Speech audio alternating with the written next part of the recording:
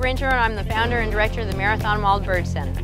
I actually started the Marathon Bird Center in 1995, so we've been here at Crane Point at mile marker 50 for about 18 years now. Here at the Marathon Wild Bird Center, we have one goal, and that's to get injured birds back out into the wild again. We've treated about 15,000 birds since we started here. We have birds on display.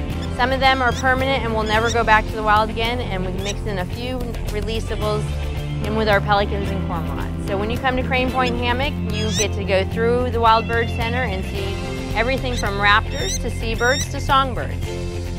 We have our own hospital unit that we built, back in 2000 I think it was. We have the veterinarians actually come here to the facility to do operations.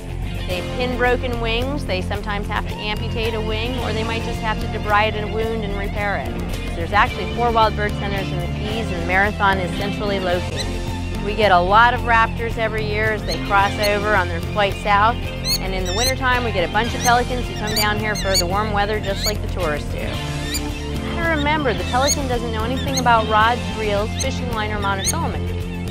From his point of view, he sees fish, your bait, jumping into the water, and then he sees your catch jumping onto the boat, or bridge, or wherever you happen to be. And they're gonna hang out hoping to catch in on some of this good luck. Unfortunately though, sometimes they get entangled with fishing hooks and fishing line, which can actually be pretty devastating to them. If you do happen to catch a pelican, the best thing to do is to slowly reel it in and get that hook out, even if you have to push the hook all the way through, cut it, and then back it out. You're gonna lose your hook, but you're gonna save a life. If you happen to find an injured animal, be it a bird or a raccoon on the side of the road, and you don't know who to call because you're on vacation, try to find a local veterinarian. All of us rehabbers have to work with veterinarians, so if you call any local veterinarian, they're going to point you in the right direction.